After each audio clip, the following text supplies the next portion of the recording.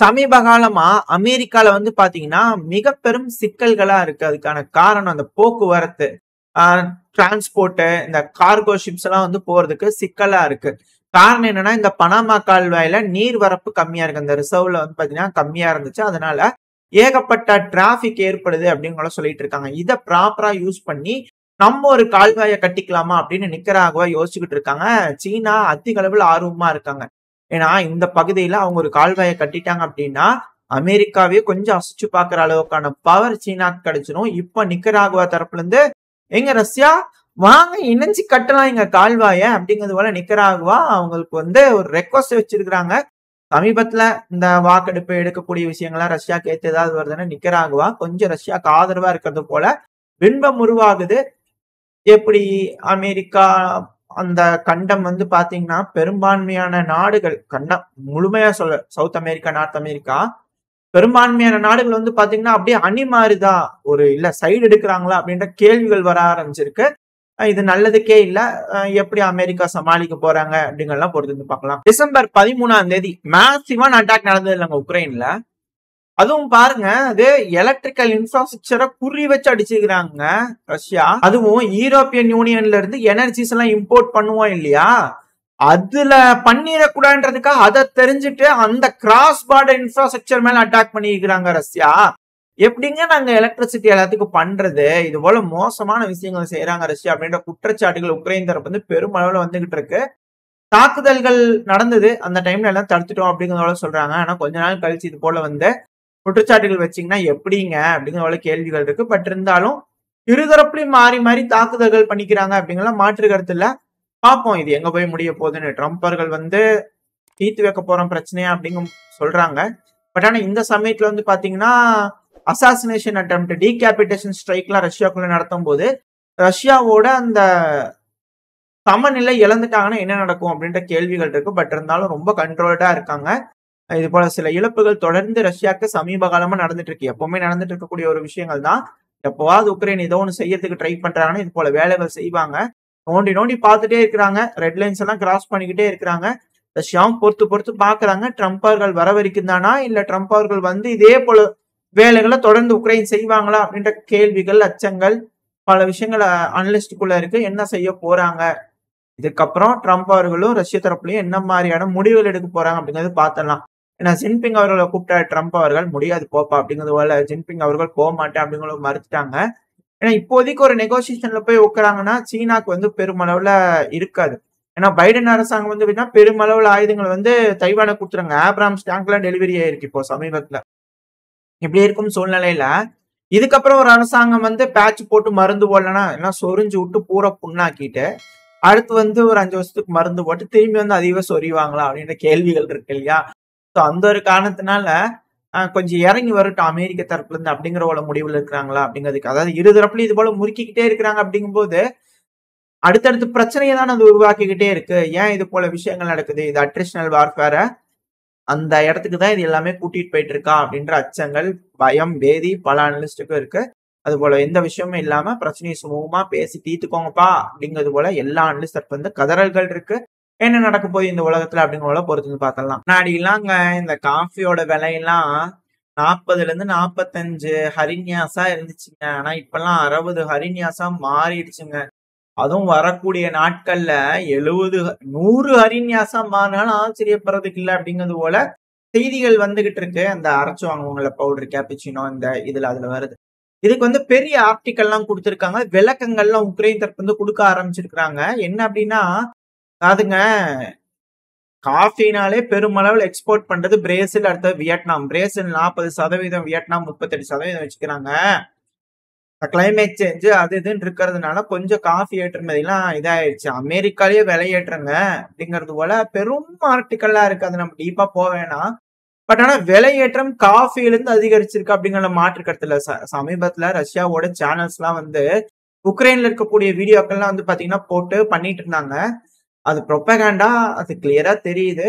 But இருந்தாலும் அதுல இருக்கக்கூடிய விஷயங்கள் சொல்லலாம். பிரெட் கூட வாங்க முடியல, ரொம்ப அதிக அளவுல ஆயிடுச்சு அப்படின்னு ஒரு பாட்டி அசிங்க சிங்கமா திட்டிட்டு தலையிலேயே அடிச்சுட்டு போகும். இது போல விஷயங்கள்லாம் அங்க நிறைய வந்து பாத்தீங்கன்னா வந்துகிட்டு இருக்கு. வீடியோ பதிவுகளா வருது. இல்ல காஃபியோட விலை அதிகம் அப்படிங்கிறதுக்கான செய்தி ப்ரோ உக்ரைனியன் தரப்புல இருந்து கொடுக்கக்கூடிய நியூஸ் தான் நம்ம பாக்குறோம். இப்ப அதுலயே வந்து டெலகிராம் சேனல் இந்த உக்ரைன்ல எல்லாம் வந்து பாத்தீங்கன்னா இந்த மெட்ரோவோட ஃபேரும் இன்க்ரீஸ் ஆக ஆரம்பிச்சிருச்சு அப்படிங்கிறது போல வர ஆரம்பிச்சுக்குது. கமெண்ட்ல எல்லாம் போனீங்கன்னு வச்சுக்கங்க, டிரான்ஸ்லேட் பண்ணீங்கன்னா வேர்ட்ஸ் கிரீனா வரும் இல்லையா, அது போல எனக்கு இங்க வரைக்கும் வருதுங்க, காது ஜவ்வு கிளியற அளவுக்கு வருது. அந்த அளவுக்கு உக்ரைன்ல வந்து பாத்தீங்கன்னா இப்பதான் ஃபீல் பண்ண ஆரம்பிச்சிருக்காங்க. இதெல்லாம் 0.0000001% கூட வராதுங்க. பிரச்சனை எல்லாம் பேசி கொஞ்சம் டீலிங் முடிஞ்சதுக்கு அப்புறம் அங்கிருந்து பணவரப்பு கம்மியாகி உங்க கிட்ட இருந்து இழுப்பாங்க பாருங்க ஒரு டைம் ஸ்ட்ரா போட்டு, அப்ப இருக்குங்க ரேட் எல்லாம் என்ன மாதிரி ஆக போகுதுன்னு. ஆனா கடன் வாங்குறாங்க, வாங்கலாம், கடன் வாங்கும்போது சவர மேனிக்கு வாங்கலாம், அதை திருப்பி கட்டணும்னு இருக்கும் இல்லையா, அந்த டைம்ல இருக்கும் செக்கு. என்ன நடக்குதுன்னு பார்ப்போம். இப்ப இந்த மெட்ரோ கதைக்கு வரலாம். அதாவது இப்போ உக்ரைன்ல வந்து பாத்தீங்கன்னா முக்கியமான மெட்ரோஸ்ல எல்லாம் யூஸ் பண்றீங்க அப்படின்னா 30 ஹரின்யாஸை இன்க்ரீஸ் பண்ணிக்கிறாங்களாமா. 30 ரூபாய் இந்தியாவில சொல்ல போனா, ஒரு ரூபாய்க்கு 1 ரூபாய் அப்படிங்கிற கணக்குல நான் சொல்றேன். பட் ஆனா ரேட் வேற. 30 ஹரின்யாஸ் வந்து பாத்தீங்கன்னா இன்க்ரீஸ் பண்றாங்களா. காரணம் என்னன்னா கன்ஸ்ட்ரக்ட் பண்ணுங்க, நிறைய இடத்துல குண்டுகள் போட்டு டேமேஜ் ஆயிருக்கு இல்லையா, அதெல்லாம் கன்ஸ்ட்ரக்ட் பண்ணணும், ரிப்பேர் பண்ண வேண்டிய வேலையெல்லாம் அதிக அளவில் இருக்கு, அதனால 30 ரூபாய் ஜாஸ்தி பண்ணிக்கலாம் அப்படிங்கிறது போல உக்ரைன் தரப்புன்னு சொல்லியிருக்காங்க. இதுக்கு வண்டையா கேட்டுட்டு இருக்காங்க எல்லா தரப்புல இருந்து. ஏன் எல்லாத்தையும் இன்க்ரீஸ் பண்ண எப்படியா வாழ்றது, இல்ல டாக்ஸ் வேற அதிக அளவுல கேக்குறீங்களேயா, டாக்ஸ் ஒரு சைடு போடுறீங்களா, நம்ம செய்திகள்லாம் சமீப காலத்துல பாத்துக்கிட்டு இருக்கோம். அது என்ன, செல்போன் விலையில இருந்து எல்லா விலையும் ஏற ஆரம்பிச்சிருச்சு அப்படிங்கிற செய்திகள் உக்ரைனோட மீடியாக்கள்ல இருந்து கொடுக்கக்கூடியது நம்ம பார்த்துட்டு இருக்கோம். அதான் இங்க இருக்கக்கூடிய ஹைலைட்டு. இதுக்கப்புறம் என்ன மாதிரியான நிலைமைகள் வரப்போகுது உக்ரைன்ல அப்படிங்கிறது தெரியல. கடவுள் தான், கடவுள் விட்ட வழிதான், என்ன செய்ய போறாரு கடவுள் உக்ரைனுக்கு அப்படிங்கிறத வரக்கூடிய காலங்கள்ல அண்ணன் பெரியண்ணன் என்ன மாதிரியான டேரிஃப் போடுறாரு அப்படிங்கிறது பாத்திரலாம். அலெக்சாண்டர் குனிட்ஸ்கி, இது யாருன்னா உக்ரைனோட ஒரு எம்பி. செப்டம்பர் மாசத்தோட நடுவுல வந்து பாத்தீங்கன்னா அமெரிக்காவுக்கு ஒரு ஜோலியா போயிட்டு வாரேன் அப்படிங்கிறது போல போனாரு. இப்ப வரைக்கும் நாடு திரும்பல.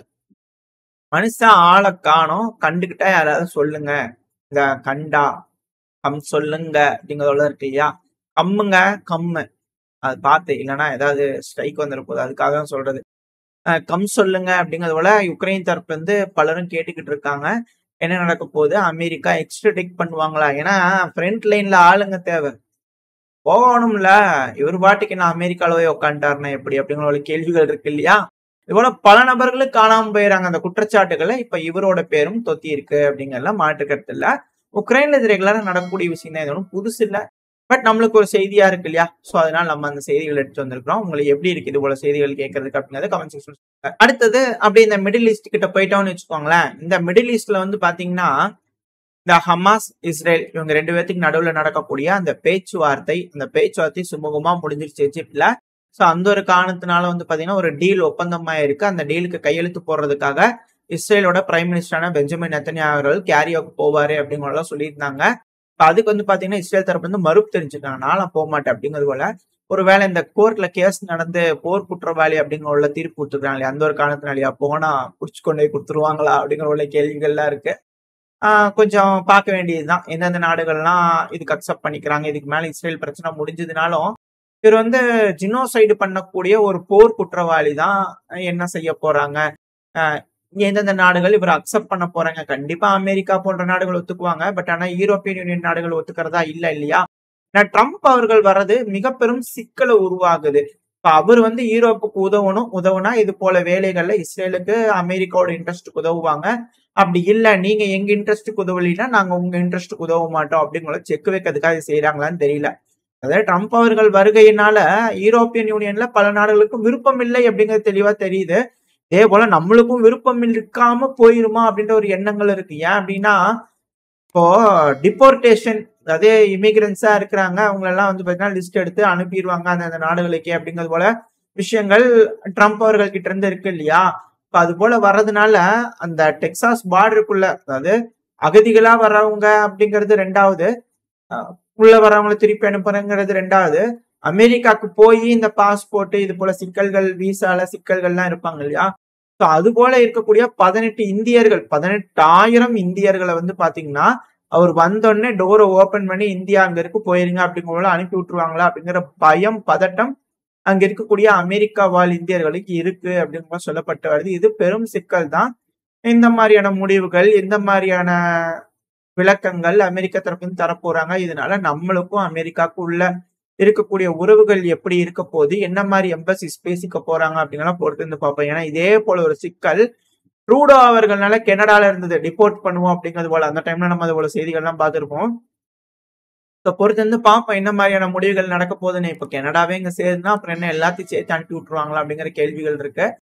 பொறுத்து இருந்து பார்ப்போம் என்ன மாதிரியான முடிவுகள் அமெரிக்க அரசாங்கமும், ட்ரம்ப் அவர்களோட அரசாங்கம் வருகின்ற ட்ரம்ப் அவர்களின் அரசாங்கமும், நம்மளோட இந்திய அரசாங்கமும் கூடி ஒரு முடிவெடுத்து சுமூகமான தீர்வு எடுக்க போறாங்க. அவங்களுக்கு எல்லாம் என்ன மாதிரியான முடிவுகள் கிடைக்க போகுதுன்றதை பொறுத்து இருந்து பார்க்கலாம். இதோட இந்த பதிவை நான் முடிச்சுக்கலாம். இந்த பதிவு எப்படி இருந்துச்சு, உங்களுக்கு பிடிச்சிருக்கா? பிடிச்சுனா லைக் பண்ணிட்டு உங்க ஃப்ரெண்ட்ஸ் அண்ட் ஃபேமிலியோட ஷேர் பண்ணிக்கோங்க. அது கூட மறக்காம இந்த பதிவு பத்தி உங்களோட கருத்துக்களை கமெண்ட் செக்ஷன்ல சொல்லுங்க.